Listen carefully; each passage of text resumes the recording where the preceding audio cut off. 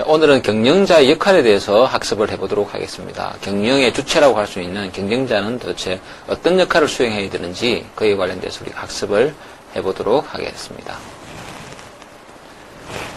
오늘의 학습 목표는 경영자의 정의와 경영자의 유형에 대해서 우리가 한번 정리를 해보도록 하겠습니다. 그리고 경영자의 역할은 어떻게 구분이 되는지, 그리고 경영자의 유형에 따라서 역할이 어떻게 달라지는지에 대해서 우리가 학습을 하게 됩니다. 우선 수업에 들어가기 전에 우리 최고 경영자의 중요성을 제가 하나 설명하기 위해서 최고 경영자와 종업원 간의 연봉 차이가 이렇게 나라마다 조금 어떻게 되는지, 그래서 서구 사회를 대표하는 이 미국과 그 다음에 우리 동양권을 대표하는 일본, 그리고 우리 한국의 최고 경영자와 종업원 간의 임금 격차가 얼마 정도 되는지 이렇게 한번 비교를 해봤습니다.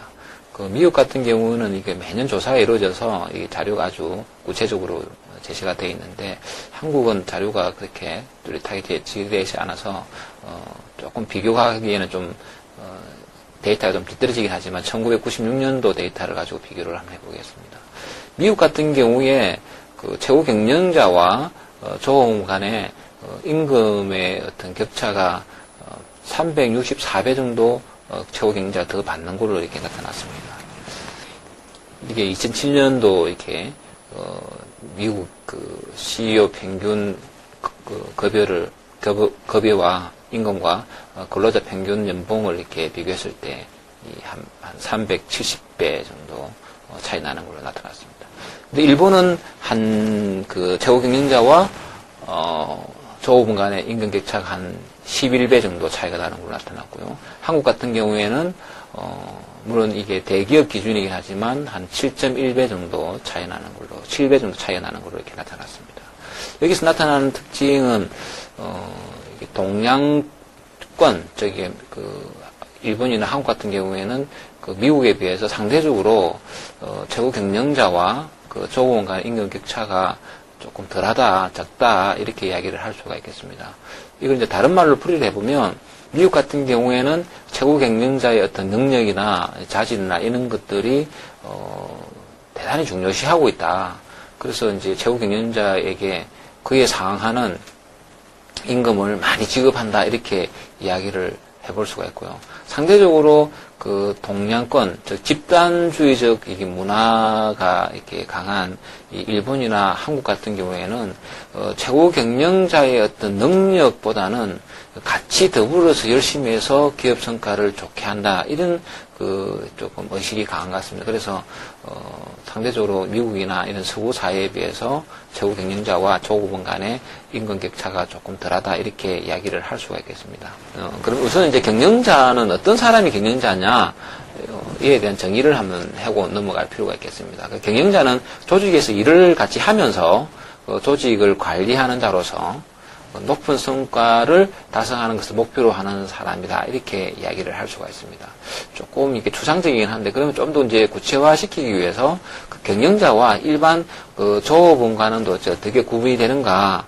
일반 종업원은 직무 혹은 가업을 이렇게 직접 수행을 하고 다른 사람들의 일을 감독할 책임이 없는 사람입니다. 그래서 그냥 자기에게 주어진 일이나 업무만을 이렇게 수행을 하고 다른 사람이 어떤 일이나 과업에 대해서 이렇게 감독할 권한이 없는 사람들은 우리가 보통 일반 종업원이다, 이렇게 정리를 합니다. 그럼 경영자는 조직에서 전반적인 책임을 지고 있으면서 조직 내에 다른 사람들의 활동을 이렇게 지휘 통제하는 사람이 경영자다, 이렇게 이야기를 할 수 있습니다. 그래서 우리가 보통 경영자 하게 되면 우리 최고 경영자 사장만 이렇게 생각하시는 분이 많은데, 경영자의 이렇게 정의에는 물론 최고 경영자도 이렇게 경영자이긴 하지만 그 외에 조직에는 많은 조직을 관리하는 사람들은 대부분은 이 경영자의 정의에 포함되는 사람들이다, 이렇게 이야기를 할 수가 있겠습니다. 그래서 우리 경영자의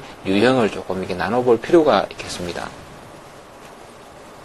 그래서 우리가 경영자를 크게 세 가지 부류로 이렇게 나눠볼 수가 있습니다. 일선 경영자라고 이렇게 분류되는 사람과 중간 경영자, 최고 경영자 이렇게 이제 우리가 보통 CEO라고 하는 최고 경영자 이렇게 분류가 됩니다.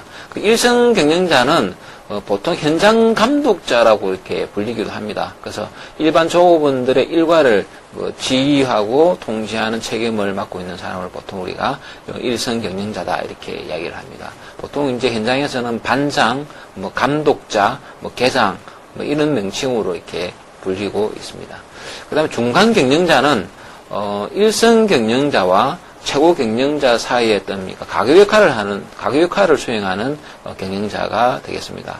그 일선 감독자를 비롯한 다른 하위 어떤 경영자를 관리하면서 최고 경영자가 설정한 목표를 하위 경영자가 원활하게 수행할 수 있도록 지휘하고 또 통제하는 책임을 지고 있는 사람들을 보통 우리가 중간 관리자라고 이렇게 이야기를 합니다.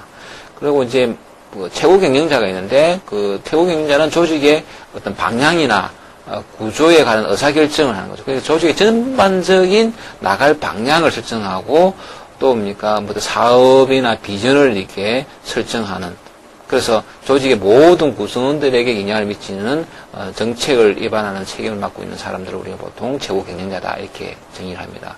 전형적으로는 회장, 사장, 부사장, 이사, 이와 같은 부류에 있는 사람들이 보통 우리가 최고 경영자 부류에 들어가는 사람들이다 이렇게 이야기를 할 수가 있겠습니다. 그래서 최고 경영자는 일선 경영자, 중간 경영자, 최고 경영자 이렇게 분류를 해볼 수가 있습니다. 그래서 왜 이렇게 경영자를 분류를 하냐면 이렇게 그 경영자에 따라서 각자가 해야 될 업무라든지 어떤 책임이라든지 이런 부분들이 조금 차이가 나기 때문에 이렇게 분류를 해서 경영자의 역할이나 이런 것들을 우리가 한번 살펴볼 필요가 있겠습니다. 자, 앞에서 나눠봤던 경영자 유형에 따라서 어떤 업무를 하는데 시간을 많이 이렇게 쓰느냐 이 부분을 한번 봐야 되겠죠. 그래서 이런 그 내용들을 이렇게 살펴보면 해서 이렇게 경영자의 유형에 따라서 맡고 있는 일, 주로 하는 일들이 뭘 주로 하는지를 우리가 파악을 해볼 수가 있겠습니다.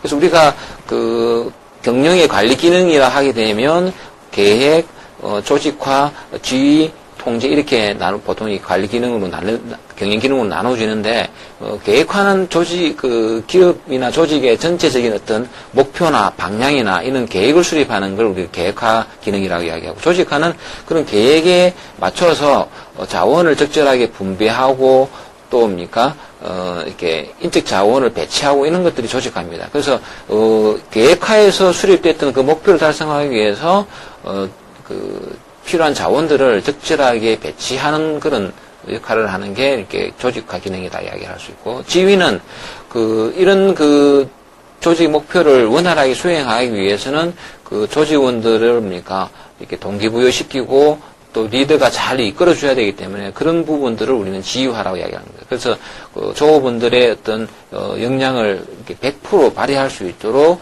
조업원들을 관리하는 부분이 우리가 지휘 과정이다 이렇게 이야기를 합니다. 그리고 통제 과정은 그 기업의 경영 활동을 해가지고 나왔던 여러 가지 그 성과들을 평가를 해서 그 성과가 우리가 처음에 계획했던 그런 목표에 이게 맞게 잘 이루어지고 있는지를 갖다가 분수 평가해서 목표대로 잘 가고 있지 못하다 하게 되면 그 부분을 수정 보완하는 그런 것을 우리가 통제하라고 이야기를 합니다.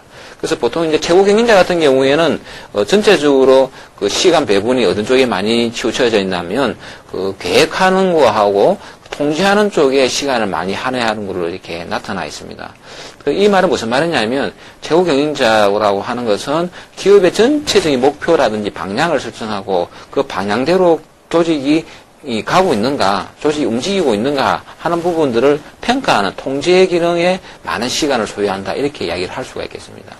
상대적으로 이제 일선 제일 밑에 하위 경영자 같은 경우에는 상대적으로 계획이나 통제나 이런 부분들은 상대적으로 업무를 적게 하고 대신에 이제 지휘 감독하는, 그러니까 그 구성원들을 일을 잘 할 수 있도록 동기부여시키고 관리 감독하는 쪽에 시간을 많이 할애하는 걸로 이렇게 나타나고 있습니다.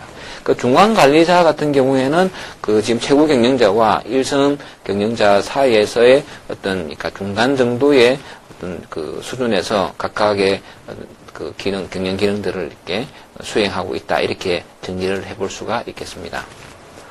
경영자 역할에 대해서 한번 살펴보도록 하겠습니다. 경영자의 역할은 학자에 따라서 다양한 그러니까 역할을 소개를 하고 있는데 가장 대표적이라고 할 수 있는 민재버그의 10가지 경제 역할을 소개하고자 합니다.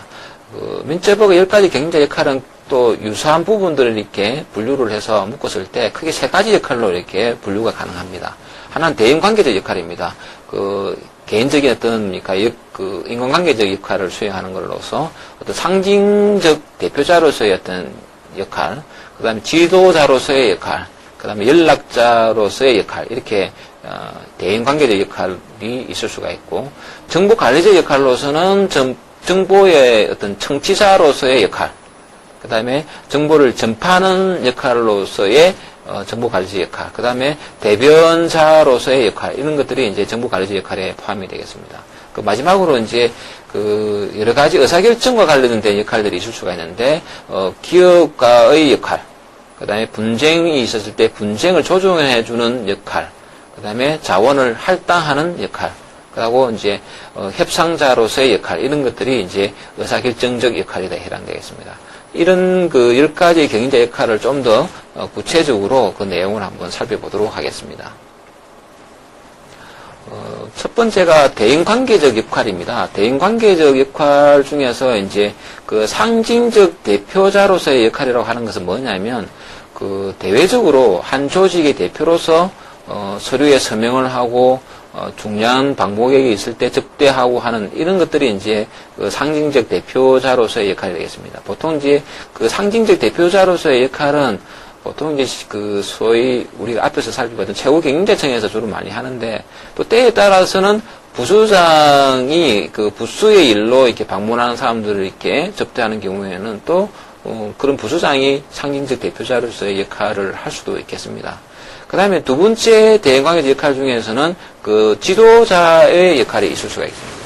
그래서 이게 조직의 대표이기 때문에 조직원들을 고용하고 교육시키고 그 주어진 일을 자발적으로 수행할 수 있도록 이렇게 동기유발시키는 이런 역할들이 지도자의 역할이 되겠습니다. 그래서 우리가 그 사장님이 카리스마가 있고 또 그러니까 리더십이 있는 경우에는 그 조업원들을 잘 이렇게 동기부여시켜 가지고 기업이 나가고자 하는 방향으로 또 기업이 달성하고자 하는 목표를 전 조업 구성원들이 열심히 해서 잘 이렇게 수행하는 것들을 볼 수가 있습니다. 그래서 이 지도자로서의 역할은 어떤 내부 구성원들의 대표로서 아주 중요한 역할이다 이렇게 이야기를 할 수가 있겠습니다. 그 다음에 이제 연락자의 역할이 되겠습니다. 이 연락자라고 하는 것은 우리가 그 조직이라고 하는 것은 외부 환경과 아주 밀접한 관련이 있고 또 상호작용을 하고 또 그 기업을 둘러싸고 있는 이해관계자들이 많습니다. 그 이해관계자라고 한다면 뭐 우리 그 돈을 빌려주는 기업에 돈을 빌려주는 금융기관도 될 수가 있고 주주도 될 수가 있고 또 여러 정부기관 또 소비자 단체 이런 기관들과의 여러 가지 이제 관계가 있을 수가 있는데 이런 외부 사람들과의 관계를 원만히 유지하고 개발하는 것을 우리가 연락자의 역할입니다. 그 물론 여기에는 뭐 그 회사 사업과 직접적인 관련이 있는 부분도 있고 조금 그러니까 거리가 먼 부분도 있겠지만 어쨌든 그 조직의 대표로서 외부 사람과의 관계를 원만하게 유지 개발하는 그리고 하는 것을 우리는 연락자의 역할이다 이렇게 정리를 해볼 수가 있겠습니다. 경영자 역할의 두 번째 카테고리는 정보관리적 역할입니다. 정보관리적 역할 중에 첫 번째는 정보의 청취자 역할입니다. 기업 경영에 필요한 정보를 꾸준히 탐색을 해서 그 기업 경영에 반영하는 역할이 되겠습니다. 기업이라고 하는 것은 외부 환경 변화에 아주 그러니까 민감하고 또 그런 환경 변화에 적응을 하지 못하면 기업은 지속적으로 성장할 수 없기 때문에 그와 관련된 기업 경영과 관련된 정보들을 끊임없이 이렇게 수집을 해서 기업 경영에 반영을 해야 된다는 거죠. 그 때에 따라서는 기업 환경 변화에 맞게 조직의 어떤 목표라든지 크게는 조직의 어떤 비전까지도 이렇게 수정해야 될 일이 생기지 않겠습니까? 그런 부분들을 이제 하기 위해서는 외부에 있어 일어나는 정보들을 끊임없이 수집하고 그런 활동들을 해 나가야 된다는 겁니다. 그래서 기업의 최고 경영자 같은 경우에는 이런 정보 청취자의 역할이 대단히 중요하다라고 이야기를 할 수가 있겠습니다. 두 번째는 이제 전파자의 역할입니다. 최고 경영자는 그 필요한 정보들을 조직 내부에다가 적절하게 전달해주는 역할도 해줘야 된다는 것이죠. 어떤 외부에서 일어나는 어떤 환경적인 변화 또는 뭐 기업 경영에 아주 중요한 영향을 미칠 수 있는 이런 내용들을 적절하게 조직 구성원들에게 알려서 조직 경영에 있어서 문제가 발생하지 않도록 하는 부분들의 역할을 해줘야 되겠죠. 가령 예를 들면 지금 저희 대학 같은 경우에는 2016년 정도 되면 대학 입학 자원이 급격하게 감소한다는 게 이제 아주 큰 이슈가 되고 있는데, 그래서 이제 그 대학 총장님들 같은 경우에는 그 조직 구성원들에게 그런 사항들을 알리고, 그 어려운 상황이 직면했을 때 어떻게 대처할 것인가, 각 학과별 또는 뭐 대학 전체입니까? 구성원들이 그에 대한 대비를 하도록 독려하는 역할을 하지 않습니까? 이런 것들이 이제 전파자 역할을 수행하는 겁니다. 그리고 또 그 대학 정책에 대한 부분들이 방향이 어떻게 되는지, 또 어떤 대통령이 새로 됐을 때 그 새로운 대통령의 어떤 대학 정책에 대한 어떤 방향이 어떻는지 이런 것들을 끊임없이 조직 구성원들에게 알려서 적절하게 대응할 수 있도록 만드는 이런 것들이 전파자의 역할이라고 이야기를 할 수가 있겠습니다. 그 다음에 이제 대변자의 역할이 되겠습니다. 대변자의 역할은 조직 내에서 그 수집 분석한 정보를 외부에다가 이제 전달해주는 역할을 해줘야 되겠죠. 기업에 관심이 많은 사람들이 있습니다. 예를 들면 이해관계자들이라고 우리가 이야기를 하는데, 예를 들면 뭐 기업에 돈을 투자하는 주주라든지 또는 기업에 돈을 빌려주는 금융기관 또는 정부, 고객 이런 사람들이 항상 기업에 대해서 관심이 많습니다. 그 주주 같은 경우에는 이 회사에다가 투자를 해야 될지 말아야 될지, 또는 금융기관 같은 경우에는 이 회사에 돈을 빌려줬을 때 우리가 과연 돈 안 떼이고 원금과 이자를 제대로 받을 수 있는지 이런 거에 관심이 많지 않겠습니까? 그래서 그런 사람들에게 어떤 정보 욕구를 충족시켜주기 위해서는 이 대변자 역할을 해줘야 되는 거죠. 그래서 어떤 신기술을 개발했다 또는 기업의 경영 상태가 좋다 이런 부분들을 그 외부에다가 적절하게 정보를 이렇게 알려주는 역할을 해줘야 되겠죠. 이런 것들이 이제 대변자의 역할이 되겠습니다. 경영자의 세 번째 역할은 의사결정적 역할이 되겠습니다. 의사결정적 역할은 크게 네 가지로 구분을 할 수 있는데, 그 첫 번째는 기업가로서의 역할이 되겠습니다. 조직 성과를 높일 수 있는 새로운 사업 기회를 찾고 아이디어나 프로젝트를 제안하고 개발하는 것이 기업가로서의 역할이 되겠습니다. 기업은 속성상 지속적으로 성장하는 것을 기반으로 하고 있습니다. 이렇게 지속적으로 성장하기 위해서는 경영자는 환경 변화에 맞춰서 새로운 사업 기회를 끊임없이 찾고 또 조직을 그런 새로운 사업으로 이끌어 나가는 역할이 아주 중요하다고 할 수가 있겠습니다. 그래서 기업가의 역할은 경영자가 많은 시간을 투자해야 되는 역할 중에 하나라고 이야기를 할 수가 있겠습니다. 의사결정적 역할의 두 번째는 협상자로서의 역할이 되겠습니다. 조직의 이익을 위해서 다른 집단과 협상을 하거나 노동조합과 단체 협약을 체결하거나 또는 외부 공급업자와 구매 및 판매 계약을 하는 등등의 일들을 협상자의 역할이라고 할 수 있겠습니다. 이런 협상자의 역할로서 얼마나 잘 협상을 하느냐에 따라서 기업의 또는 조직의 성과에 상당한 영향을 미친다라고 이야기를 할 수가 있겠습니다. 의사결정적 역할의 세 번째는 분쟁 조정자로서의 역할이 되겠습니다. 조직 구성원들 간에 어떤 갈등의 문제가 발생했거나 또는 파업이 일어났을 때, 또 고객과의 관계에서 어떤 문제가 발생했거나 또 공급업자와의 계약 관계에서 여러 가지 문제가 발생했을 때 이런 예상하지 못했던 돌발적인 사태에 대해서 적극적으로 대응하고 그 해결책을 제시하는 것이 분쟁 조정자로서의 역할이 되겠습니다. 오늘날과 같이 기업의 규모가 빠른 속도로 커지고 또 글로벌화 될수록 이런 분쟁 조정의 역할이 점점 더 중요해지고 있다고 할 수 있겠습니다. 특히 우리나라에서도 조직 구성원들 간의 이해관계에 대해서 첨예하게 대립하는 상황이 많이 발생하고 있고, 고객들도 옛날과 같지 않고 적극적으로 기업에 대해서 자신의 불만을 이렇게 토로하는 이런 시대에 살고 있는 상황에서 이 경영자가 이 분쟁 조정자로서의 역할을 충실하게 또는 효과적으로 수행하지 못한다면 기업은 상당히 많은 어려움에 직면할 수밖에 없다라고 이야기할 수 있겠습니다. 의사결정적 역할의 네 번째 역할은 자원 할당자로서의 역할이 될 것입니다. 기업이 사용 가능한 자원으로는 인적 자원, 물적 자원, 재무적 자원, 그리고 최근에 그 중요성이 부각되고 있는 기술이라든지 정보 자원으로 크게 구분이 가능할 것입니다. 그런데 기업이 사용 가능한 자원들은 무한한 것이 아니고 제한되어 있기 때문에 이 제한된 자원을 얼마나 효과적으로 또는 효율적으로 사용하느냐는 것이 자원 할당자로서의 역할에 아주 중요한 핵심이라고 할 수 있겠습니다. 이런 사용 가능한 자원들을 적절하게 배분하고 사업 계획의 스케줄에 맞춰서 예산 집행의 우선순위를 정하는 것이 경영자의 자원 할당자로서의 역할이라고 할 수 있겠습니다. 보통 기업의 부서들이 이런 기업이 사용하는 자원들을 부서 이익 주기 위해서 서로 많이 확보하려고 하는 문제가 발생하고 이로 인해서 조직 내 갈등이 발생하는 경우가 종종 있습니다. 이럴 때 경영자는 전체적인 사업의 목표를 기준으로 해서 부서별로 적절하게 그 사업 목적에 맞도록 자원을 배분하고 조정하는 것이 기업의 성과를 극대화하는 데 아주 중요하다고 이야기할 수 있겠습니다. 결국 자원 배분을 얼마나 효율적으로 배분하냐에 따라서 기업의 성과에 크게 영향을 미친다라고 정리를 할 수가 있겠습니다.